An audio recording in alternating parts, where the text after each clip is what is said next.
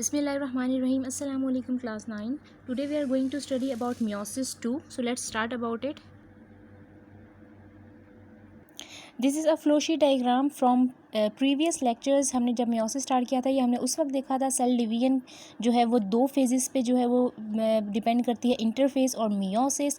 Interface जो है as same as mitosis interphase. Mitosis की जो इंटरफेस है एज इट इज़ जो है वो रेप्लिका है इंटरफेस meiosis की भी.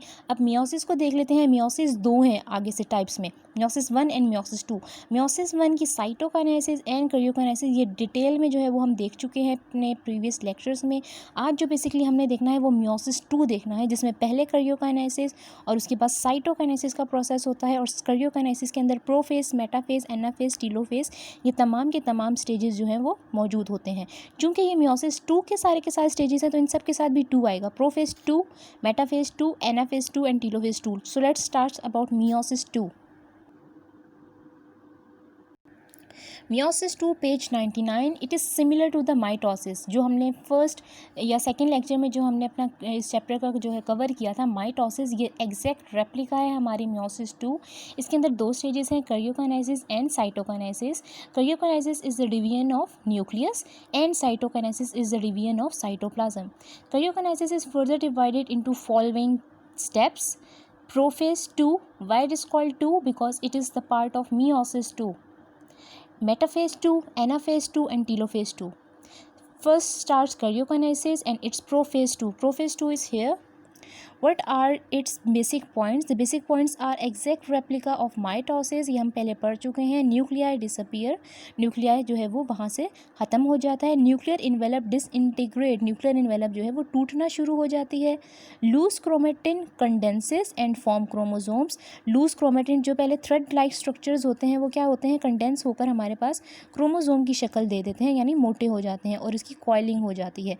Centrioles migrate and form spindles. और हम लोगों ने देखा था कि सेल के अंदर सेंट्रियोल्स जो हैं वो अपोजिट पोल्स की तरफ चले जाते हैं और स्पिंडल्स बनाना जो है वो शुरू कर देते हैं. This is all about prophase. Metaphase 1, chromosomes attach with kinetochore fibres. वो फाइबर्स जो काइनेटोकोर प्रोटीन के साथ अटैच हो जाते हैं, बाइंड हो जाते हैं, उनको काइनेटोकोर फाइबर्स कहा जाता है. क्रोमोसोम्स उसके साथ अटैच हो जाते हैं और क्रोमोसोम्स अलाइन होते हैं एक इक्वेटर पर. ये है मेटाफेज की. मेटाफेज 2 की जो है वो तमाम की तमाम प्रॉपर्टीज़ हैं. डायग्राम देख लेते हैं. पेज 99 पे आपको ये डायग्राम मिल जाएगी. स्टेजेस ऑफ meiosis 2 आपके सामने है. पीछे देख लेते हैं. हमारे पास meiosis 1 के अंदर दो सेल्स बनते हैं, तो इसका मतलब है दोनों cells 1 and 2 both cells undergo meiosis 2. दोनों सेल्स के अंदर meiosis 2 होगी. दोनों सेल्स की प्रोफेज 2 होगी, metaphase 2, anaphase 2, telophase 2 and again cytokinesis. Prophase 2 हम डिस्कस कर चुके हैं. आपकी न्यूक्लियर इन्वेलप, ये जो ब्लैक कलर की जो लाइन है, लेयर है, ये डिसइंटीग्रेट हो जाएगी. ये जो ब्लैक कलर का न्यूक्लियोलस है ये भी यहाँ पर डिसअपियर हो जाएगा. आपके ये सेंट्रियोल्स जो हैं, ये दोनों सेंट्रियोल्स ये मूव करके ऑपोजिट पोल्स पे आ जाएंगे जो कि नीचे आ चुके हैं और इसके अंदर से स्पिंडल फाइबर्स बनना शुरू हो जाएंगी. प्रोफेज 2 देख चुके हैं. मेटाफेज 2 में देखते हैं क्या पहचान है मेटाफेज 2 की. मेटाफेज प्लेट बनेगी. क्रोमोसोम्स अरेंज होंगे एट द इक्वेटर. यहाँ पर भी और यहाँ पर भी दोनों देखें सेम जा रहे हैं, इस वक्त एग्जैक्ट सेम जा रहे हैं. उसके बाद आ जाते हैं एनाफेज 2 पर. एनाफेज 2 पर बेसिकली क्या है, sister chromatids pull apart. Sister chromatids एक दूसरे से अलहदा होना शुरू हो जाएंगी. Spindle fibres shorten, spindle fibre खिंचना शुरू हो जाएंगे अपने सेंट्रोमियर्स की तरफ. और centromeres are cleave. Spindle fibres shortens and move to their centrioles. ठीक है. और सेंट्रोमियर्स क्या है, आर क्लीव. बेसिकली सेंट्रोमियर्स क्या है ये देख लेते हैं. These are your chromosomes. Chromosomes के बीच में सेंट्रोमियर मौजूद है. This is the centromere. ये सेंट्रोमियर जो है ये क्लीव्ड होगा और आपके दोनों के दोनों जो सिस्टर क्रोमेटिड्स हैं दे आर पुल अपार्ट. ये दोनों एक दूसरे से अलहदा हो जाएंगे. इसी तरह काइनेटोकोर फाइबर्स जो हैं जहाँ पर आपके क्रोमोसोम्स अटैच हैं वो भी शॉर्ट होना शुरू हो जाते हैं और वो बैकवर्ड मूव करते हैं जहाँ से वो ओरिजिनेट होते हैं. Anaphase 2 is completed. Now comes to the telophase 2.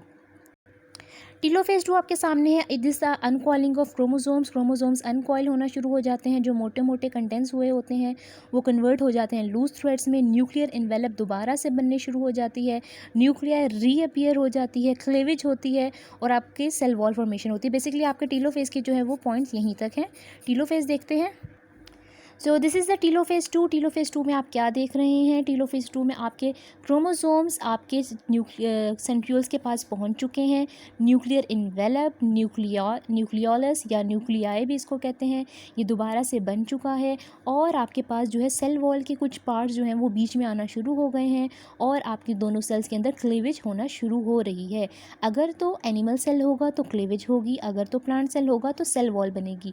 ये क्यों मैंने कहा है एनिमल्स और प्लांट्स का डिफरेंट, क्योंकि ये हम माइटोसिस में जो है वो डिटेल में देख चुके हैं। टीलोफेज़ 2 कंप्लीट होने के बाद आ जाते हैं साइटोकाइनेसिस की तरफ। यहाँ से हमारे साइटोकाइनेसिस का प्रोसेस स्टार्ट होता है। करियोकाइनेसिस ऊपर ख़त्म हो चुकी है, न्यूक्लियस की डिवीजन ख़त्म, अब डिवीजन स्टार्ट हो रही है साइटोप्लाज्म की। अगर एनिमल सेल होगा तो सिंपली क्लीवेज होगी, अगर प्लांट सेल होगा तो सेल वॉल बनना शुरू हो जाएगी। और सेल वॉल हमें पता है गोल्जी वेजिकल्स के छोटे छोटे वेजिकल्स होते हैं उनसे बनती है। एज अ रिजल्ट क्या होगा, 4 डॉटर सेल्स प्रोड्यूस होंगे और हर किसी के पास हैप्लॉइड सेट ऑफ क्रोमोसोम्स होंगे। साइटोप्लाज्म यहाँ पर हो जाती है complete. This is your diagram page 99। यहाँ पर आपके पास 2 टीलोफेज़ पे सेल्स थे, दोनों के दरमियान बीच में क्लीवेज हुई क्योंकि ये एक एनिमल सेल था।